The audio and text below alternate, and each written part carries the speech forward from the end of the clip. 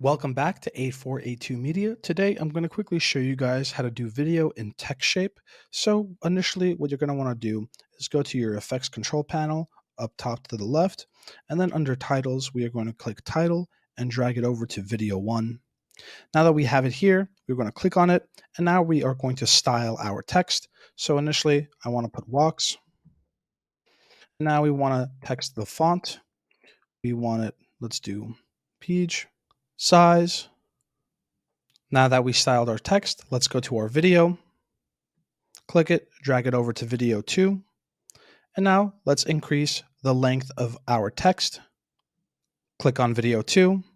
We're going to go to composite, click on that, and then go all the way down to multiply.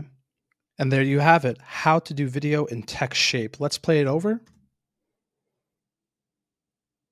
Thank you guys for watching. If this video was helpful, please leave a like down below.